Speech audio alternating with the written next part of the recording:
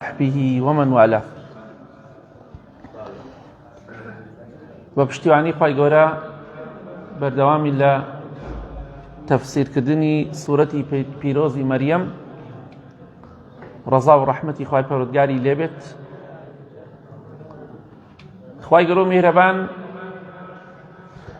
لەم ئاەتە پیرۆزانەدا باسی دوو تاقممان بۆ دەکات: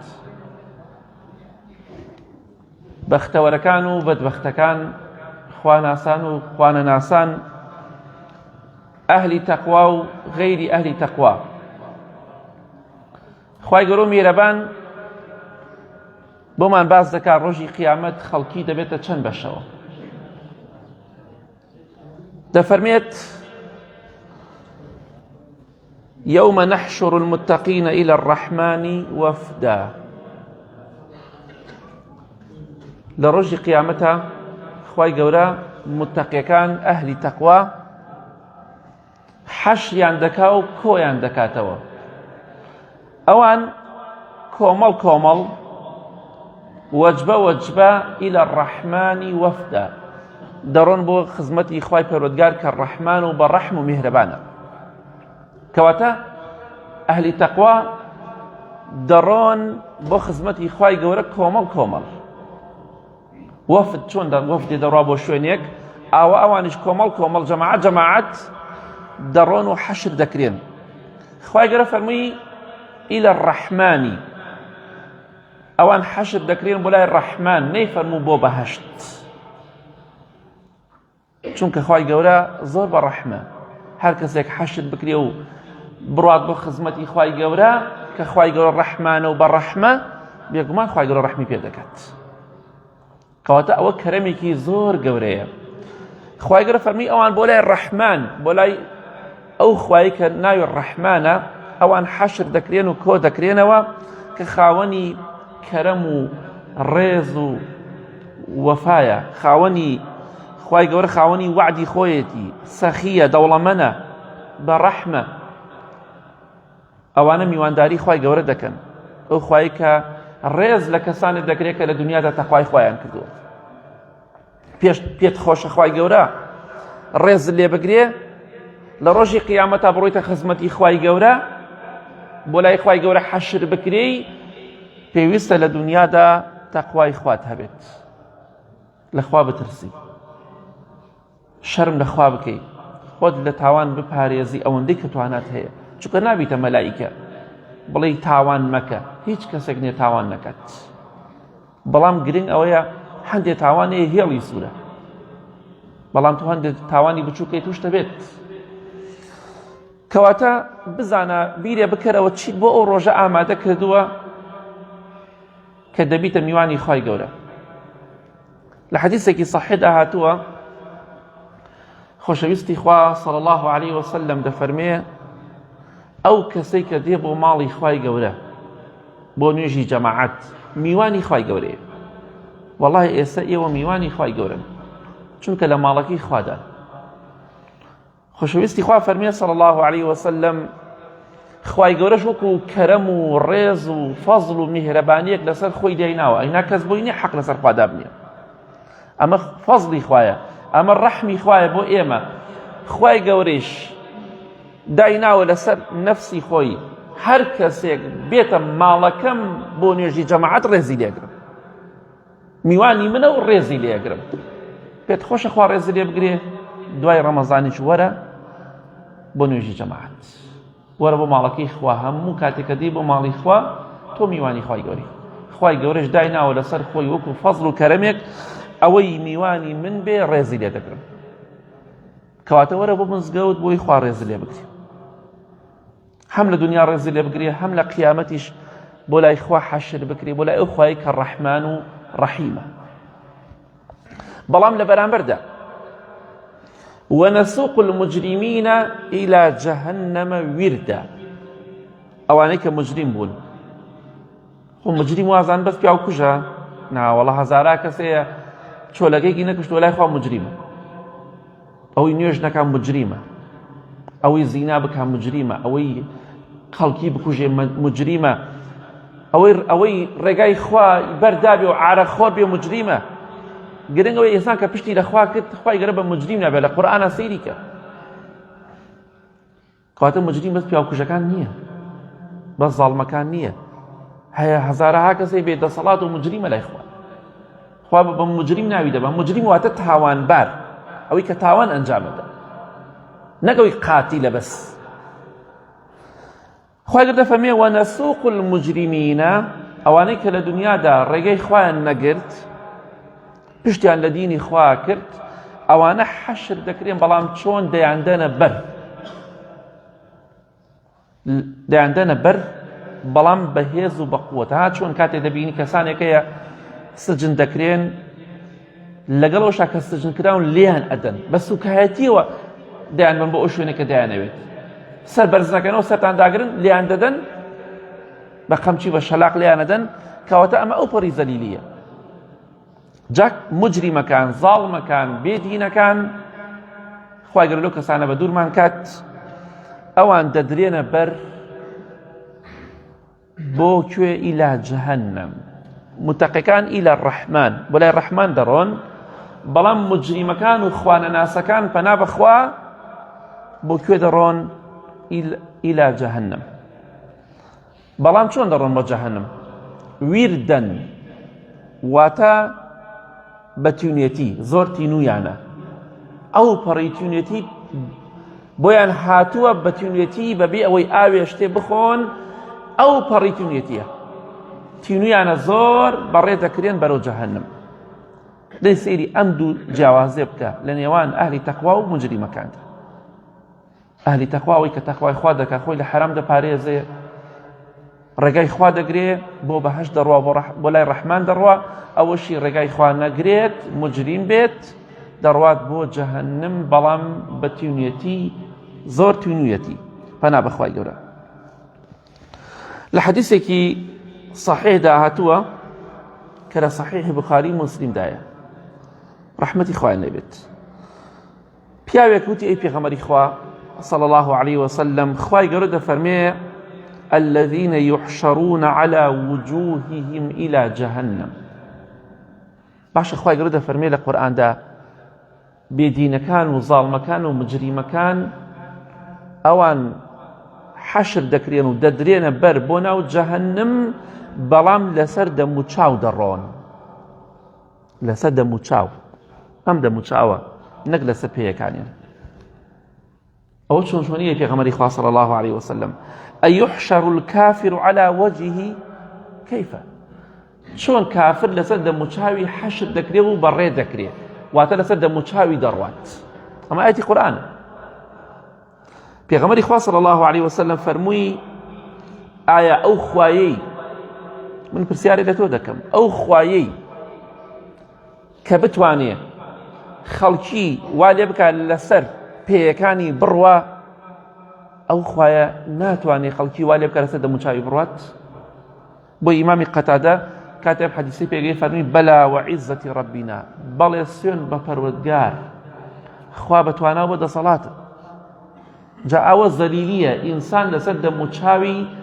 حەشر بکرێ و ڕابکێشرێ بۆ ناو جەهەنەم کەواتە مجریمەکان بەدبەختن داماون قوربەسەرن با دەوڵەمەند بن با دەسەڵاتیان هەبێت هەر ئەوەنەی کە مردن تەوا هەموو بەدبەختی و نەهامەتی ڕوویان تێەکە قوربەسەر خۆتان و ماڵ و مناڵیشتان کە ئەوانیشتان بەدبەخت کردووە مجریمەکان خۆیان بەدبەختن مناڵەکان و نەوەکانی خۆشیان بەدبەخت کردووە ئەوانیش بۆ جەهەنەم ڕادەکێشن پەنا بەخوای گەورە کەواتە ئەو خوایەی کە بەدەسەڵاتە و دەتوانێت وا لە تۆ بکات لەسەر پێیەکانت بڕۆی هەر ئەو خوایە دەتوانێت وا لە تۆش بکات کە لەسەر دەموچاوت بڕۆی پەنا بەخوای گەورە خوای گەورە دەفەرمێ وەنەحشرهم يوم القيامة على وجوههم عميا وبكما وصما تەماشاک ئەهلی تەقوا وەفد جەماعەت کۆمەڵ حەشر دەکرێن و کۆ دەکرێنەوە و دەچن بە خزمەتی ڕەحمان و ئەڵڵا مجریمەکان بێدینەکان کافرەکان زاڵمەکان خوای گەورە دەفەرمێ لە ڕۆژی قیامەتە حەشریان دەکەین لەسەر دەموچاویان دەڕۆن ئێستا خەڵکێ دەتوانێت لەسەر سکی بڕوە وایە دەتوانانی لەسەر سکیش هەنێ بڕۆی ماوەیە دەتوانانی لەسەر پێیەکانت کەسێک ڕاضی بێ قاچی هەڵسێنێتەوە پێیەکانی هەڵسێنێتەوە لەسەر دەستەکانی بڕوات دەی خوای گەورەش ئەو کاتەوا لە مجریمەکان دەکات لەسەر دەم و چاویان بڕۆن ڕێگا بکەن بە دەم و چاویان بەڵام سەیریکە وەنەحشرهم یوم القیامەة على وجوههم کافرەکان و بێدینەکان و زاڵمەکان مجریمەکان لەسەر دەم و چاویان حەشر دەکرێن کۆ دەکرێنەوە و دەدرێنە بەر بەڵام چۆن نەک هەر تەنیا لەسەر دەم و چاو عومیەن وەبوکمەن وەسوممە بە کوێری بە کەڕی بە لاڵی کەڕ و کوێر و لاڵیش سبحان الله ئەم کارە ساتەکە لە دنیادا دڵیان خۆش بوو گەشتنە دەسەڵات لە دنیادا دڵیان خۆش بوو دەوڵەمەند بوون پارەیان پێبوو بەڵام ئەمڕۆ حەشر دەکرێن چاویشیان نییە دەدرێنە بەر لەسەر بە دەم و چاو لەسەر دەم و چاو دەڕۆن بەڵام چاویان نییە کوێرن گوێیان نییە شت ببیستن لاڵیشن قسەیشیان پێ ناکرێ ئەمە کارەساتێکی زۆر گەورەیە جا قڕ بەسەر هەموو مجریم و کافرێک ئەگەر بمرێ و تۆبە نەکەت وەڵا خوای گەورە لەسەر دەم و چاویان بە کەڕی و کوێری و لاڵی حەشریان دەکات ئەمە ئایەتی قورئانە هیچ مەجالی دوودڵیتیان نییە کەواتە با ڕێگای خوا بگرین پشت نەکەین لە دینی خوا چونکە خوای گەورە بە کوێری حەشرمان دەکات دوایی خوای گەورە دەفەرمێ لە قورئانی پیرۆزە هەر کەسێک پشت لە دینەکەی من بکە پشت لە عیبادەت و خواپەرستی بکە کە لەسەروی هەمووی عیبادەتی خوا و نوێژە ئەوەی پشتی تێ بکە فإن له معيشة ضنكا ئەوە لە دنیادا ژیانێکی تەنگ و ناخۆشی ئەدەینێ پڕ لە خەم و خەفەت و کێشە لە ڕۆژی قیامەت شاوە نەحشوره یوم القیامەة ئەعما لە قیامەتە بە کوێری حەشتی دەکەین ئەویش دەڵێ خوایە گیان بۆچی من بە کوێری حەشر دەکەی خۆ من لە دنیادا چاوم دەیبینی خوای گەورە دەفەرمێ قال كذلك أتتك آياتنا فنسيتها وكذلك اليوم تنسى ئاەتەکانی خوات بۆ خوێنرایەوە قورئان و حەدیث بۆ خوێنرایەوە پشتت تێ کرد لەبیرت کرد حسابت بۆ نەکرد مادەم دینی خوات لەبیر کرد عیبادەتت لەبیر کرد ئەمڕۆ تۆش لەبیر دەکرێت لەناو جەهەنەمدا تەواو بە کوێری لەناو جەهەنەما بە کەڕی بە لاڵی ئەمە کارەساتە ئینسان بەس بێنە بەرچاوی خۆت بۆچی خوای گەورە وا دەکات لە کافرەکان و لە زاڵمەکان ئەگە تۆ تەعزیبت بدەن چاوت ببینێ گوێیەکانت ببیستێ باشترە لەوەی کە چاوت نەبینێ چونکە تۆ کاتێککە چاوت داخی وە گوێیەکانیش هیچ نەبیستێ هیچ شتێک نەبیستی گوێ لە قسەی کەس نەبێ سەکابرا کە چاوی دەبەستنەوە بۆ نمونە میری تفەنگی لێدەن و دەزانێت میری تفەنگی ناسەی کوژم بەڵام ئێگە گوێیش نەکات نازانێت چی بۆ دانراوە چاویشی نابینێ نازانێت چی کاتێک لێ ئەدرێ چ کاتێک ئەکوژرێ چ کاتێک ئازار ئەدرێ ئەمە تەعزیبەکە سەخترە پەنا بەخوا خوای گەورە حەشتیان دەکات بە کەڕی و کوێری و لاڵی لەسەر دەم و چاویان بۆی زیاتر خەمبار بن بۆی زیاتر خەفەت بخۆن بۆیە زاڵم زەلیل و داما و مجریم ئەو حاڵەکەیەتی خەم مەخۆ زڵم لێ دەکا بە بیکە بەخوا ڕۆژێک لە پێشیەوەی لەسەر دەم و چاوەکانی دەبێ بڕوا بەخوا خوای گەورە کەڕ و لاڵ و کوێری ئەکا لە پێناوەی کە چەند ساڵێک لە دەسەڵاتە بوو یا چەند ساڵێک لە ژیانە ژیا و ڕووی نەکردە خوا کەواتە دژمنی مەزلوم ئەو کەسێک کە مەزلوم و دەکوژێت دژمنەکانی داماوە کەواتە خوای گەورە بێدینەکان کافرەکان و مجریمەکان زاڵمەکان حەشرەکە بەو پەڕی زەلیلیەوە تەواو ئەو پەڕی زەلیلیە کە ئینسان تەعزیبش بدرێ و گوێی لە هیچ نەبێ و چاویش هیچ نەبینێت هەر کاتێک بزانێت دەسووتێ ئاگرەکە بۆی دێت نایبینێ کاتێک ئەزانێت لێدێت کەواتە ئاگاداری خۆمان بین خوای گەورە دەفەرمێ لا يملكون الشفاعة إلا من اتخذ عند الرحمن عهدا ئەوان ناتوانن هیچ شەفاعەت بۆ هیچ کەسێک بکەن نە شەفاعەت بۆ هیچ کەسێک دەکەن نەخۆشیان شەفاعەتیان بۆ دەکرێت بەپێی قورئان و حەدیث پێغەمبەران سەلامی خۆیان لەسەر بێ مەلایکەکان ئیمانداران شەفاعەتەکەن بۆ ئەو کەسانی کە لە دۆزەخن بەڵام لا یەملیکونە الشەفاعە بێدینەکان مجریمەکان و زاڵمەکان هیچ کەسێک نییە تکاو شەفاعەتیان بۆ بکە تکاو شەفاعەتی هیچ کەسێک شمولیان ناکە ناتوانن شەفاعەت بکەن و کەسی شەفاعەتیان بۆ ناکە إلا من اتخذ عند الرحمن عهدا هیچ کەسێک ناتوانێت شەفاعەت بۆ خەڵکی بکە إلا مەگەر کەسێک لەگەڵ خوادا وعد و پەیمانی هەبێت لە دنیادا وعدی بەخوادا و ڕێگای خوا بگرێت کەسێکی ئیماندارە ڕوو لە خوایە ئەو کەسە لە ڕۆژی قیامەتە وعد و پەیمانێکەیە خوای گەورە ڕێگای پێ ئەدا شەفاعەت بۆ خەڵکی بکە و بخۆشی بەڵام ئەوەی وعد و پەیمانی لەگەڵ خوادا نەبێ بینی خۆی خوای گەورە وێران کردبێ شەفاعەتی بۆ ناکرێ لە سەرەتای ئەو کاتێک کە خەڵکی دەڕواتە بەهەشتەوە یا خەڵکی دەڕواتە جەهەنەمەوە دوای ئەوە کە تاوانبارە و دوای چەند ساڵێک لە جەهەنەم دەرەچێ ئەوە شتێکی ترە بەڵام هەندێک کەسێ بێدینە کافرن بەنا بەخوا مشریک و بتپەرست و قەبرپەرست بوونە ئەوە قەت لە جەهەنەم دەرناکرێت هیچ کاتێک چونکە شەریکیان بەخوا بڕیارداوە بەڵام غەیری شەریک بەخوا بڕیاردان ئینسان هەر تاوانێتری هەبێ دواوی کە لە جەهەنەما سووتا دەرئەچێت نوێژنەکەر بووە عارەخۆر بووە زینای کردووە مادەم شەریکی بەخوا بڕیار نەدابێ لە جەهەنەم دەرئەچێ بەڵام چەندێک نازانین خوا دەزانێت بەڵام ئەوی شەریکی بەخوا بڕیاردابێ باوەڕی بە داروبەرد و قەبرێک بوو بێ باوەڕی بە مۆروی و شین بوو بێ باوەڕی بە خۆڵ و خاشاکێکی قەسەر قەبرێ بوو بێ داوای یارمەتی دەکرد بێ ئەمە قیامەتێ سەختی هەیە قەت خوا لێی خۆش نابێت چونکە ئەو خوای شەریکی نییە چۆن شەریکی بە بڕیاردا هەموو کاتێکیش دەڵێ قل هو الله أحد خوا ئەحەدە یەکە نابێ بە دوو ئەی بۆچی تۆ ئەم هەموو خوایە دانا و عیبادەتی بۆ دەکەی داوای یارمەتی لێ دەکەی لە حەدیثێکی صحیح داهاتووە لە صحیح جامع صغیرە خۆشەویستی خوا فەرمێ صلی الله عليه وسلم 5 نوێژی فەرزمان هەیە 5 هەر کەسێک ئەم 5 نوێژە بکا کە خوای گەورە فەرزی کردووە لەسەر بەندەکانی باش و خراپ ئەبێ نوێژ کات ئیمانە زەعیفە ئیمانە بەقوتە مادەم مسلمانی شایەتمان دەهێنی ئەبێ نوێشکی ئەم 5 نوێژە خوا فەرزی کردووە لەسەر بەندەکانی هەر کەسێک بە جوانی بیان کات هەر 5ەکی هیچیان لێ بەزایە نەدات نەیفەوتێنێ بڵێ ئەمە چییە بکورە قەچێکە جاجابان نوێژمان فەوتی احتیادیە ئەمە بەکار نەهێنێ بەڵکو نوێژەکان بە جوانی هەر 5ەکەی بکە كان له عند الله عهد أن يدخله الجنة أو وعدك لا إخواها كخوا بيخات بهشت خوا يقول وعدي داو كوات خوا يقول فمي هيك كسر شفاعتناك إلا ما كسر لا إخوا وعدي هبه يك لو كسانيك لا إخوا وعديه وشفاعتك نيوشكره شو خوا وعدك يبيت داوا كبد خات بهشت بلام خوشويستي خوا فرمي صلى الله عليه وسلم هر كسر نيوشكان بجواني نكت هیچ وعدێکی لای خوا نییە خوای گەورە بیەوێ دەیخاتە بەهەشتەوە بیەوێ دەیخاتە ناو ئاگر و عەزابێدا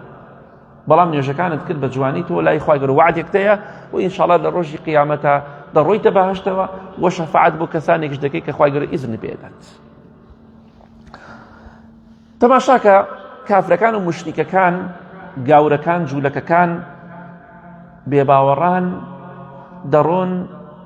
شەریک بۆ خوا بڕیارەدەن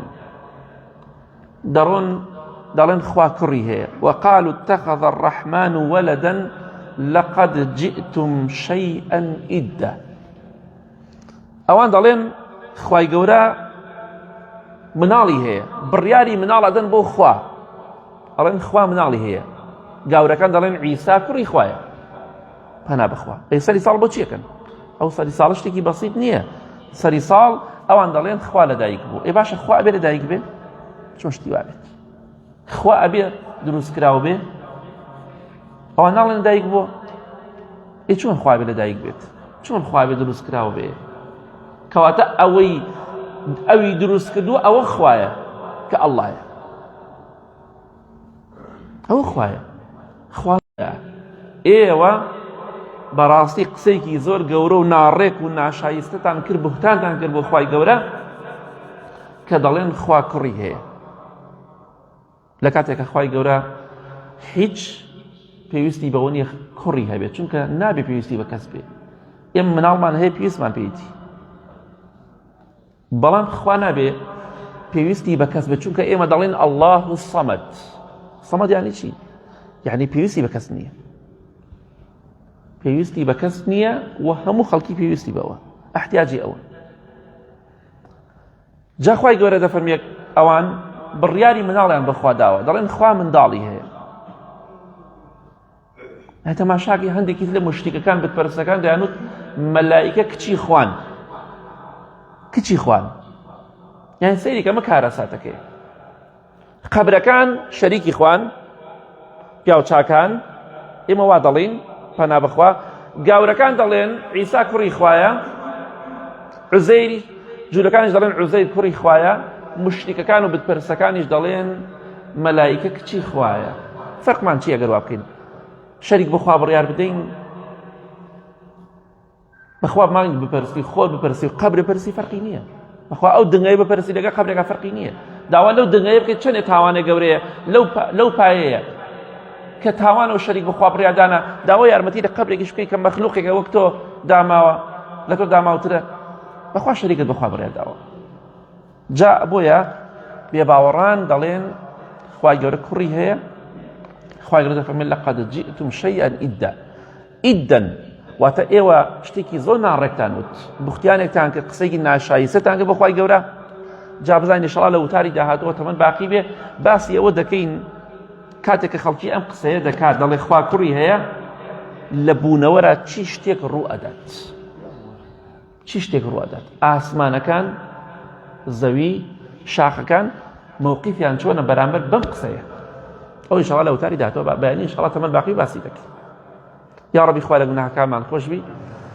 لە گوناهی دایک و باوک و مردووەکانمان خۆش بی یا ربی خوایە شیفای نەخۆشەکانمان بدەی بە تایبەتی ئەوانەی داوای دوعای خێریان کردووە یا ربی خوای هیدایەتمان بدەی لە ڕۆژی قیامەتە لەگەڵ پێغەمبەران و محمد وآله وصحبه أجمعين